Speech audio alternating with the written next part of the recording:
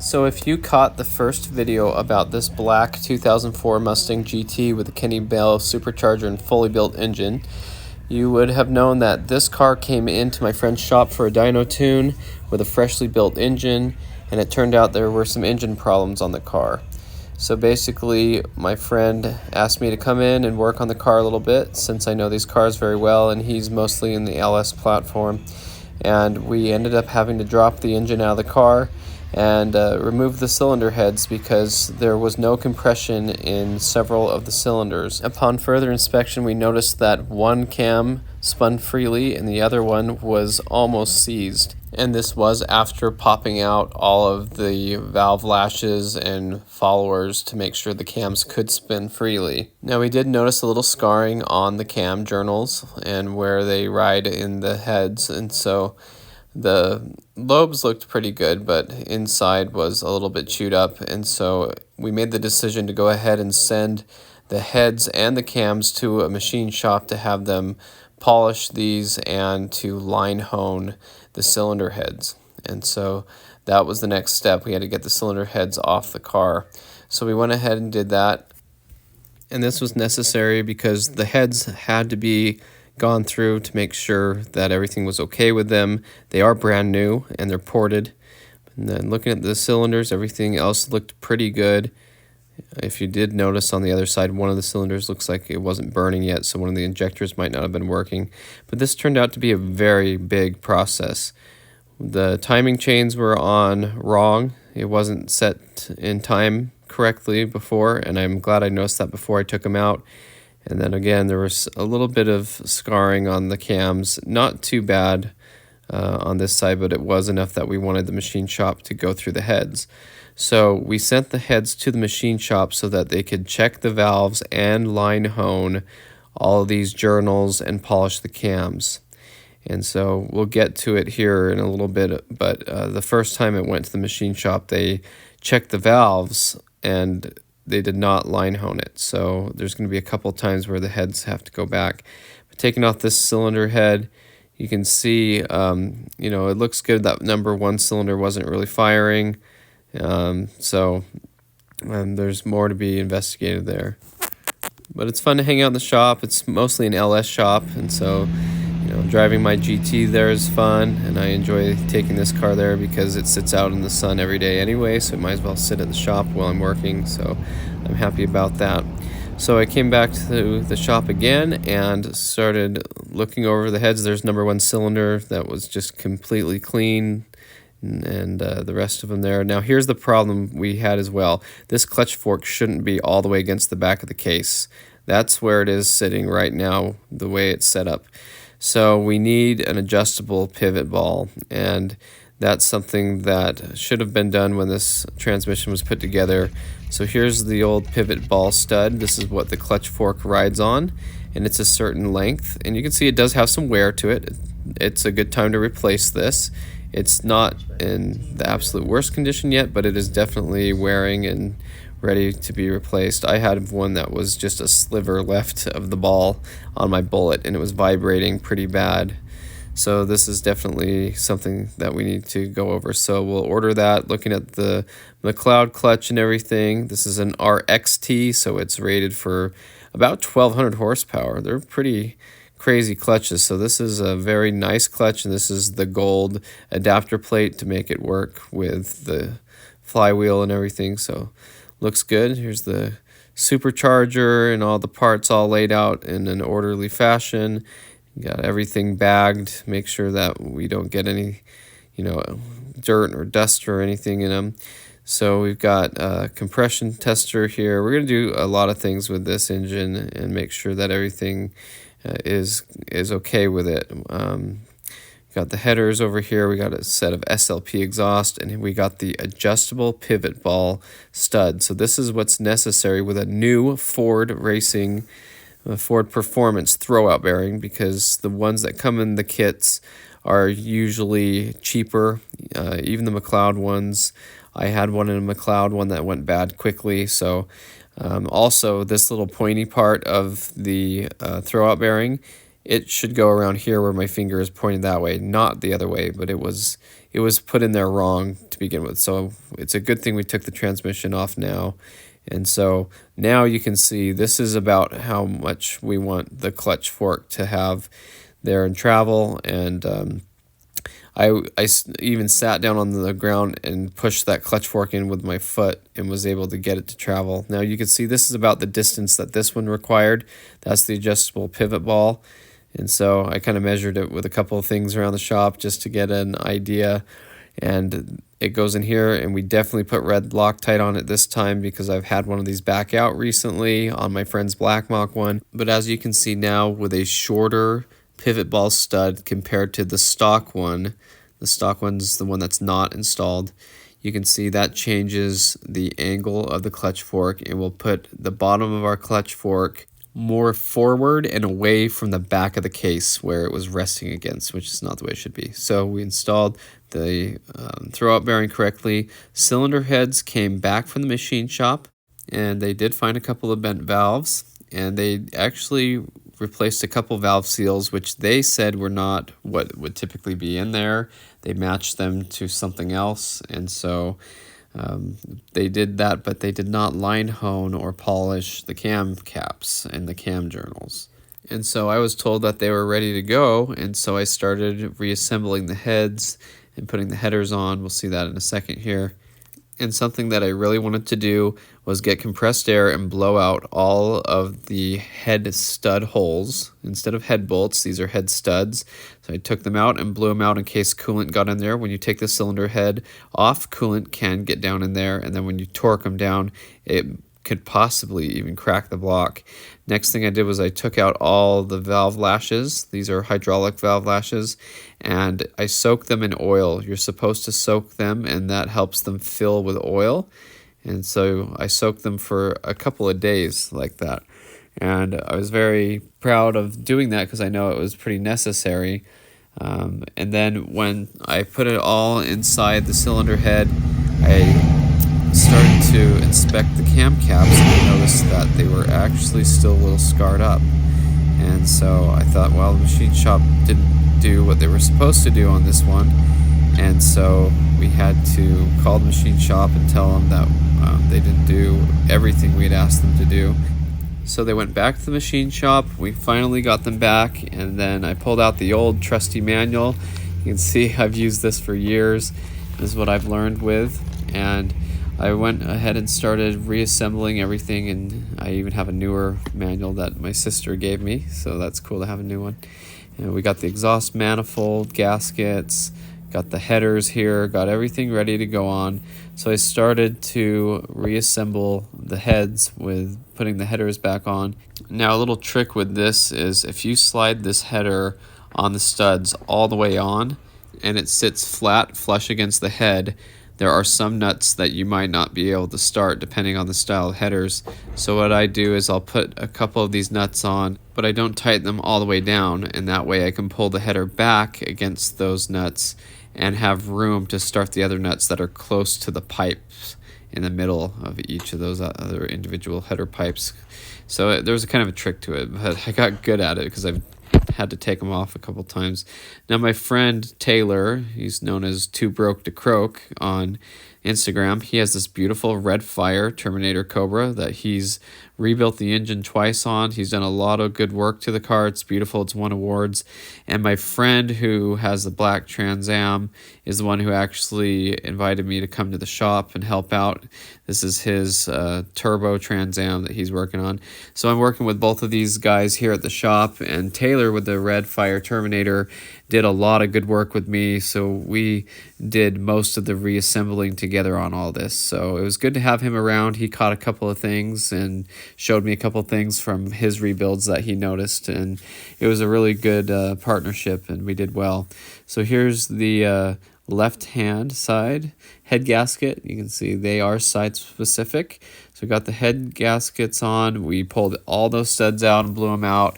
We torqued everything to spec. We went by the book, although the ARP head studs and nuts have a different torque sequence, so we made sure to do that correctly. and torque pattern, but we did it. I thought it'd be fun. You saw my silver GT there. I want to drive the Bullet to the shop one of these days, and because it's built very similar to that GT. So let's take the Bullet.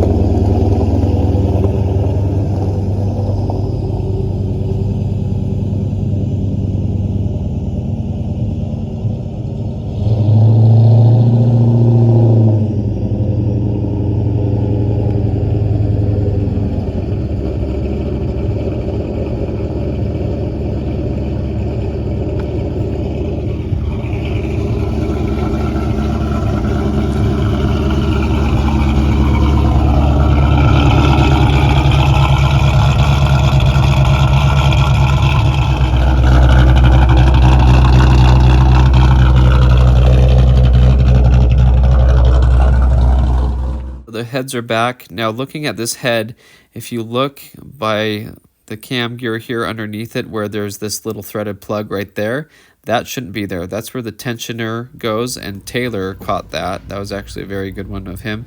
But now we have them back from the machine shop. The caps look really good. They've been polished and line honed. Everything looks like it should. We torqued them to spec without the followers and lashes in there, and the cams spun freely like they're supposed to. So it was nice to get that all back and, you know, get everything together. We're gonna go ahead and put some lube in here, some assembly lube and stuff. A tiny bit of pitting still in there. I guess that's normal. The machine shop said it's all right, but they asked me, the machine shop said, go ahead and clean out all of the oil galleys in here. And so, like that threaded plug I showed you, that shouldn't be where the tensioner is. I'm supposed to remove the ones that are in here, shoot this brake cleaner through it. You know, you can run oil through it. You can do a lot of things to clean it out, just in case there's any material in there from them cleaning and honing the heads. And I used compressed air as well, just blew it through, you know, and I got some junk out. You'll see it here. It looked pretty good. So I did this for probably an hour or two to both of the cylinder heads, making sure that we didn't have any metal shavings or anything that's going to go and hurt that new engine. So I spent a lot of time doing this, and that was at the request of the machine shop and, of course, the owner of this shop. He wanted to make sure everything was done right, and so I was happy to do that.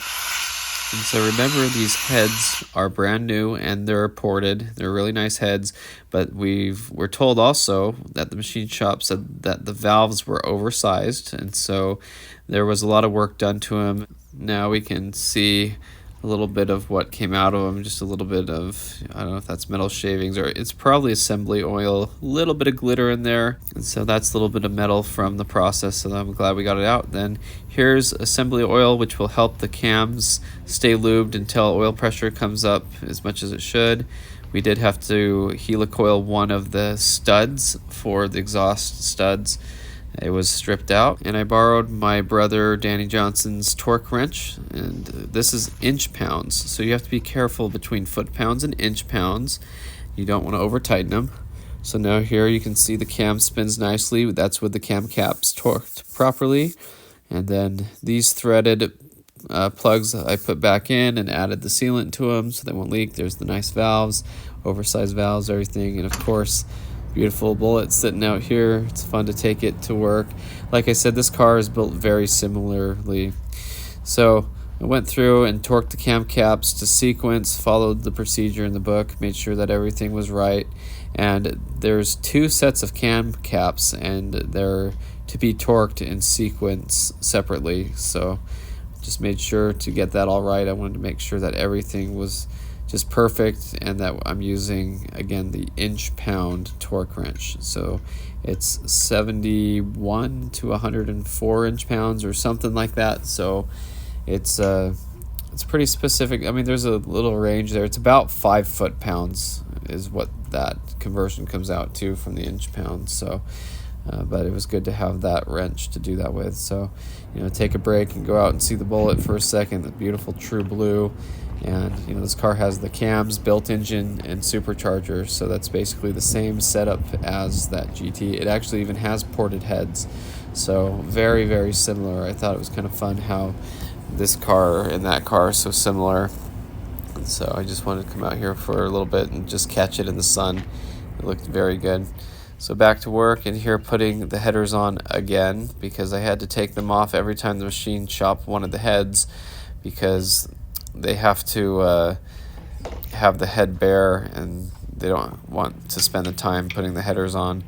So Taylor's helping torque down the heads there, and these are ARP head studs, and they're reusable. We got the timing chains all set up, got the timing set, and we have the tensioners there with no plugs in them. We make sure to take out the plug where it's not supposed to be, because we do not want to have a oil starvation on those tensioners. So we got the timing all set where it's supposed to go, and we're ready to go ahead and test the compression. So what we wanted to do was do a compression test on it, make sure that the compression comes back. We changed the oil. We used my belt. I took it off my waist. I use it to take the oil filter off. Made sure that we dumped some extra oil on everything, and I did soak those valve lashes in oil for a few days to make sure they were full of oil. And we jumped the starter with a pair of jumper cables and a wire so that we can run. It's like cranking the engine over using the starter as if it was in the car, since the transmission is here.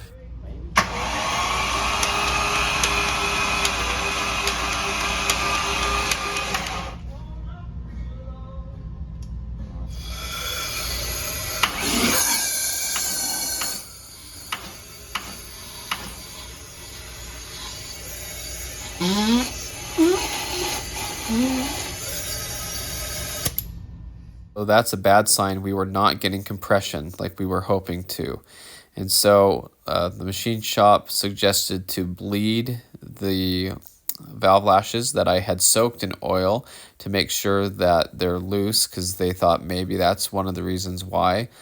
We did that, but it still was not right. So off came the headers again, and it's time to get those heads back to the machine shop and figure out why we're not having compression. Now, we came to a conclusion that it must be that the valves are not closing completely, and so we figured that those new valves might be a little too long. So in that case, it would make it so when the valve is supposed to be closed, the extra length on the valve stem is keeping it open just enough for the air to escape and have no compression.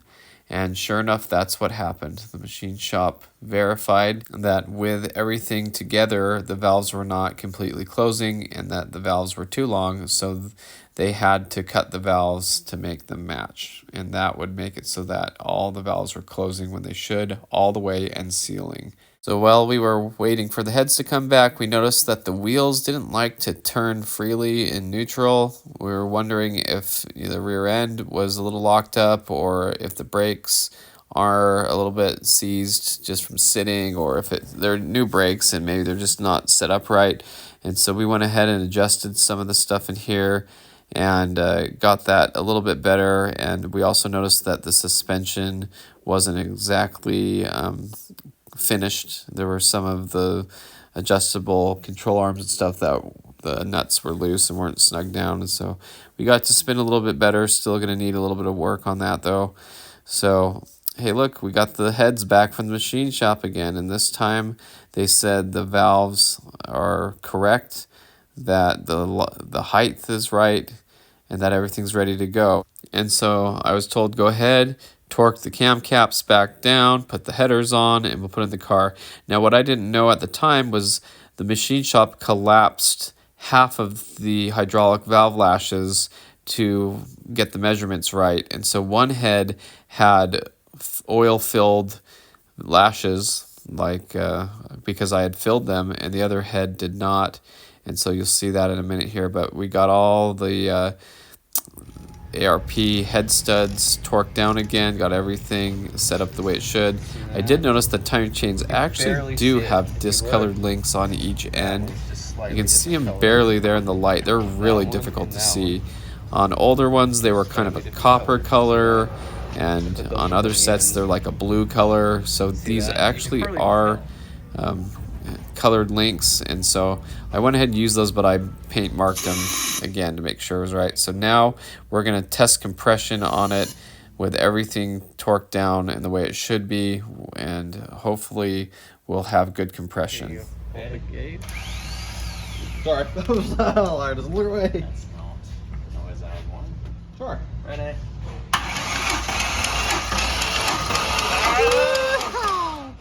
What was it? 155? Yeah. 160? Should be rowdy as a blower. Yeah, sure.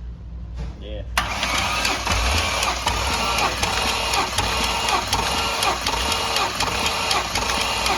There we go. I don't know, I was going to say anything. Exactly what we wanted to see. Now, side note, this little HDR wheel, relector wheel, that needs to go on. You don't want to forget that before you put the timing cover on. It was on backwards on my bullet at one point from someone who built the long block, so that's a lesson I learned the hard way. I had to take this all apart, put it back together. Now, black RTV goes in the corners of the oil pan where it meets the bottom of the block, where the cylinder heads meet the block on each side, and then the timing cover will go on with new gaskets, make sure everything's sealed up perfectly, and then it's just a matter of getting everything all back together.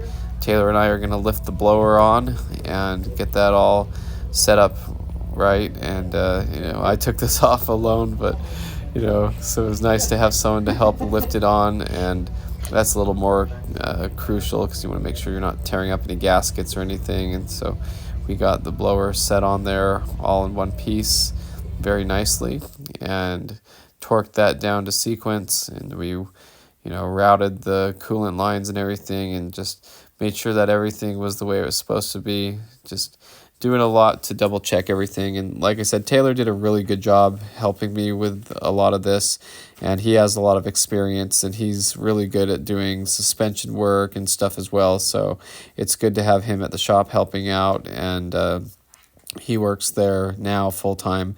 I just kind of come to help a little bit, but that's really cool. They're doing a lot of LS swaps and stuff, and he's really staying busy there. So we got this all set up, and like what I was saying earlier, the machine shop had bled the valve lashes.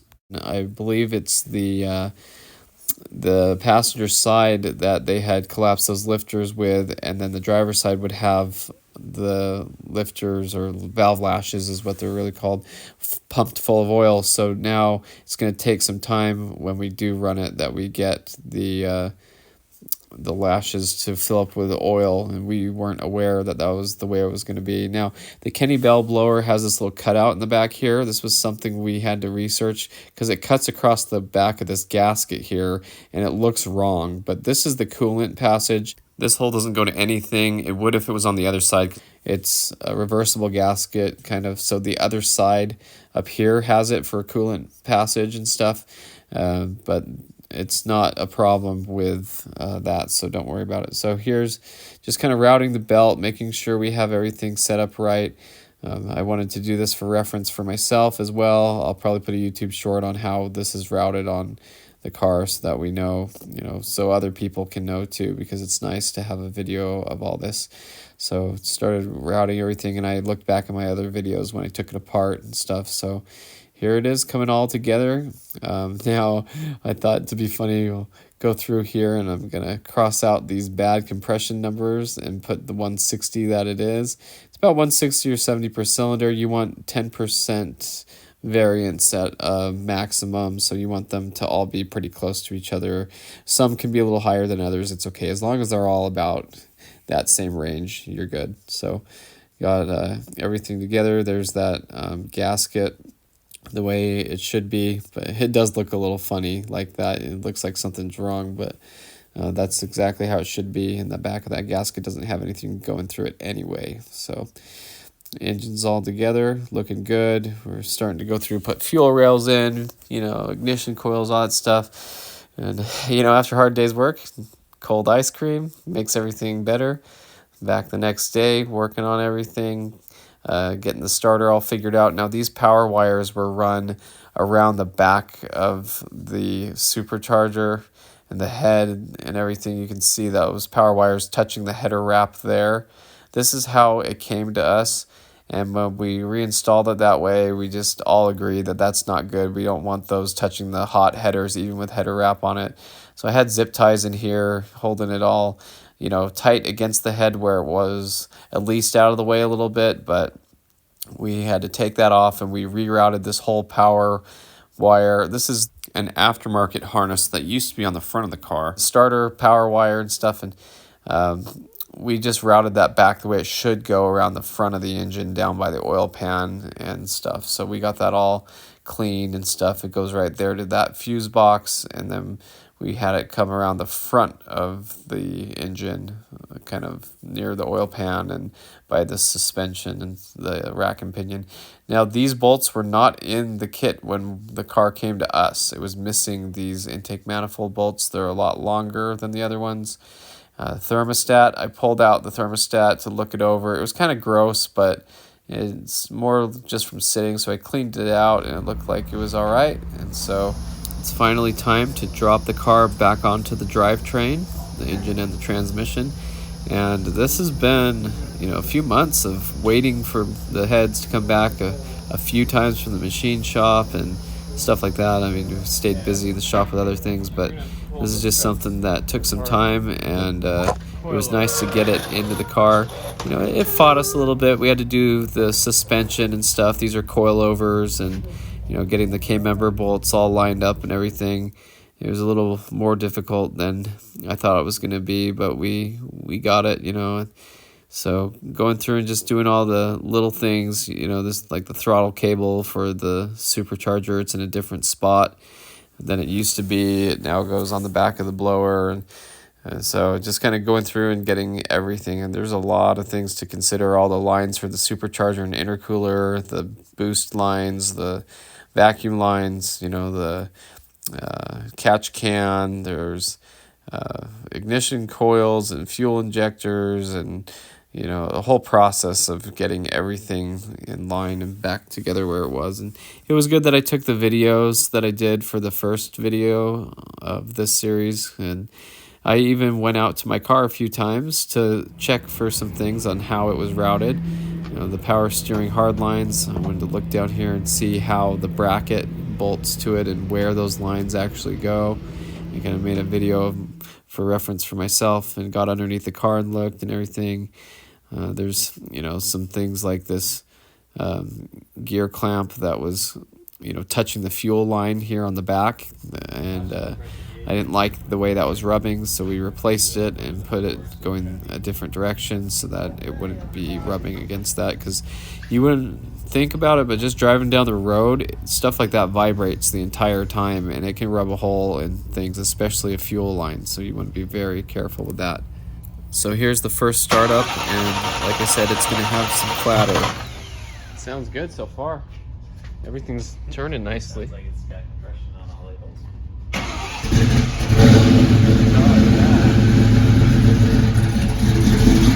Oil pressure right up? Yep, sweet.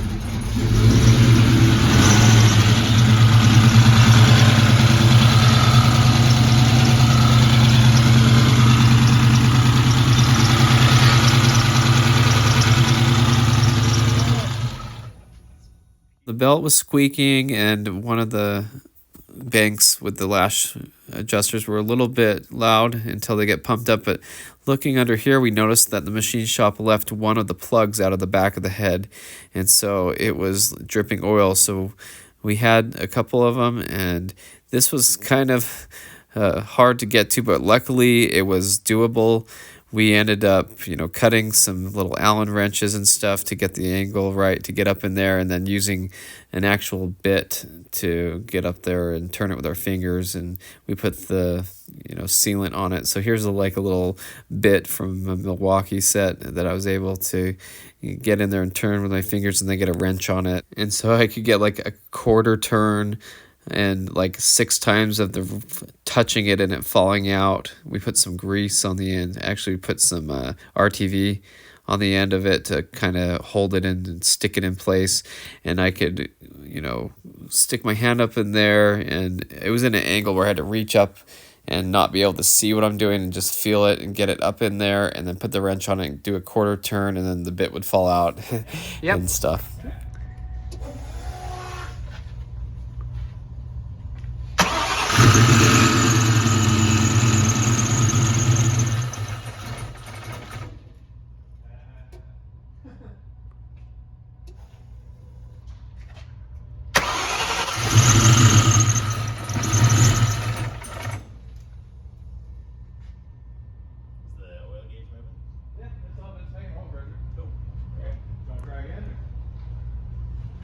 What do you think? I think it's just air bubbles and figuring stuff out. I guess so, yeah.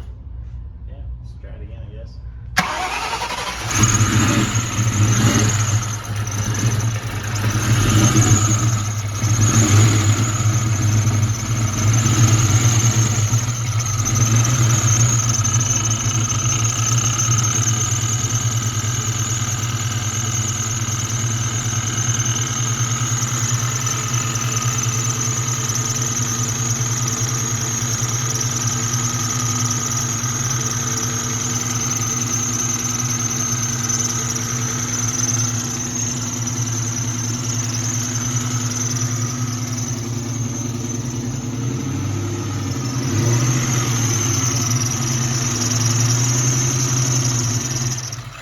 So the belt's really loud, and you know, there's a little bit of noise until those lashes get oil pressure built up in them and stuff. But that was what we were really concerned about. We really wanted to make sure that we were getting oil in there.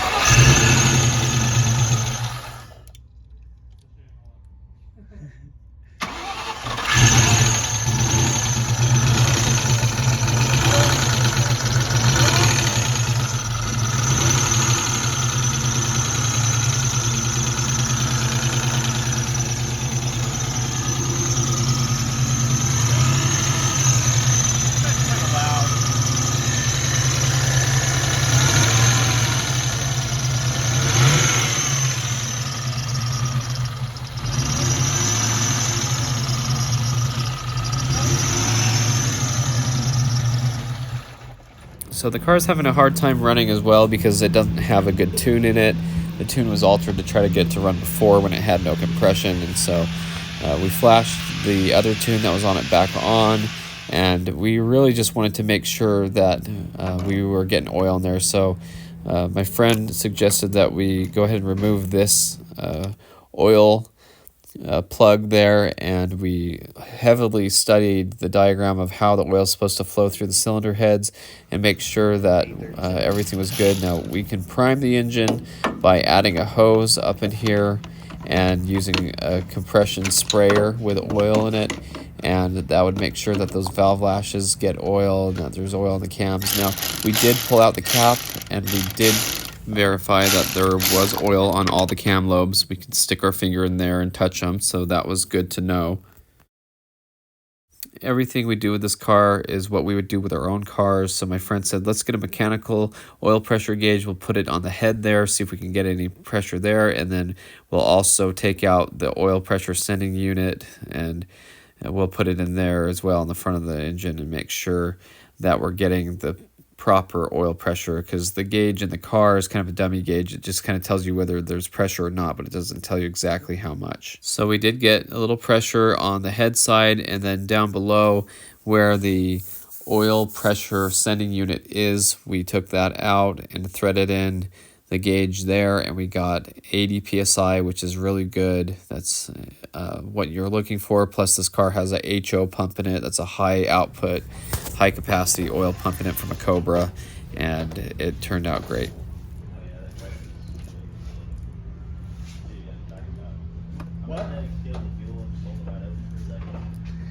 just by that's what you're gonna do. Yeah, crank it and that brings up pressure a little bit.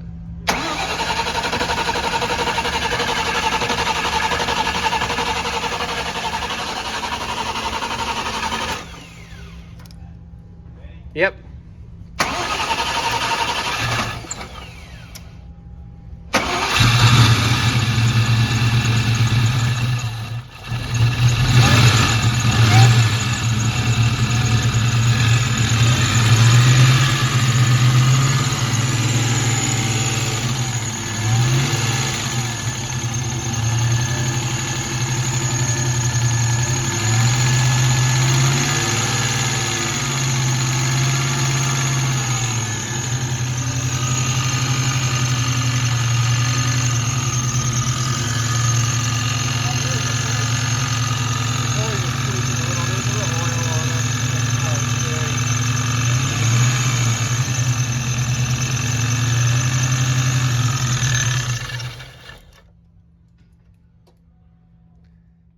What we are going to do is you can take the belt off the crankshaft so it doesn't spin any of the pulleys, and that way it eliminates all that belt noise that we're experiencing. Belts can squeal if they're dirty or oily or wet or have anything like that. Maybe it's the pulley squeaking. If you pour water on the belt as it's running, sometimes it quiets it down as it's running, and you can tell whether that's a pulley noise or a belt noise, and so there's kind of a lot to it. But we really wanted to just hear what the valve train sounded like with that clattering from the hydraulic lashes, making sure that it's quieting down.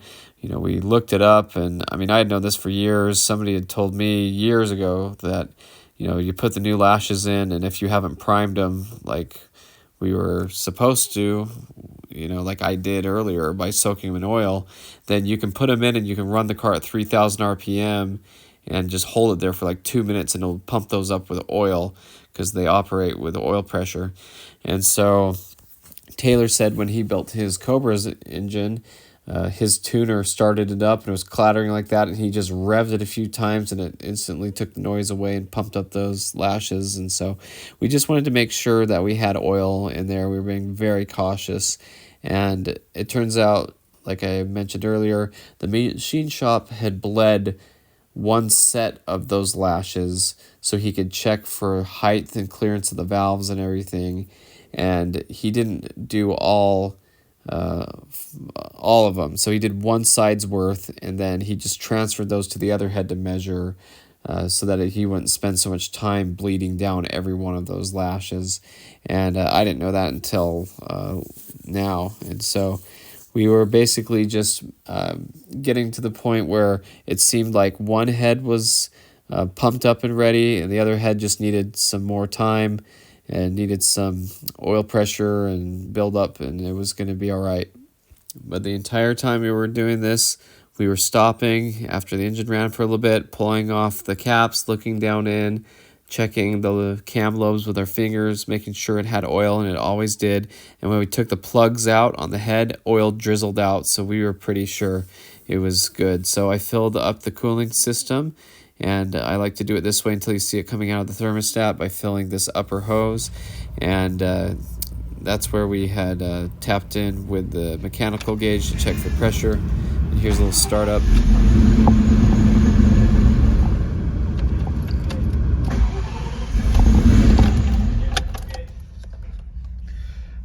So as you can see, there wasn't any oil pressure on that startup on the gauge of the car because we had a mechanical gauge plugged into where that would have gone.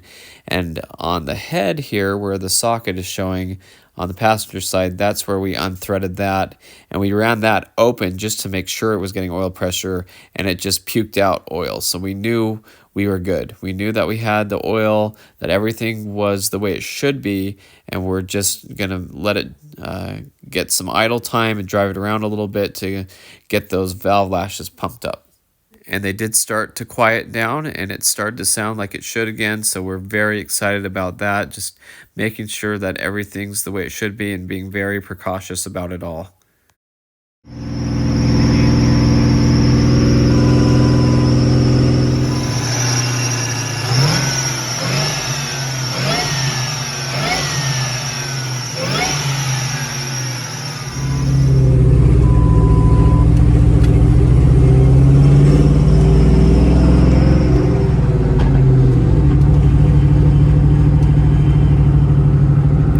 see a little smoke inside. There's smoke coming off the headers because they were doused in oil.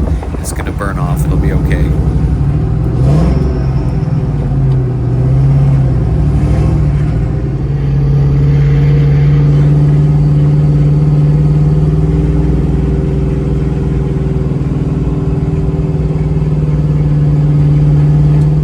So you can see the coolant temperature gauge was getting a little warm up there, close to the hot level, and the cooling fan was not hooked up yet. It's on a different relay and a switch and stuff. So we made sure to bring the car in and burp the cooling system, and we used a vacuum pressurized system to do that with. And we're just making sure that everything's good to go. It still has a few little things now, like the brakes need to be bled on all four corners because the reservoir was dry. The power steering hard line is leaking a little bit. We put a new O-ring on it, but it didn't work. And Taylor and I talked about that, and I showed him how it might not work. And we just realized it's something we might have to get to.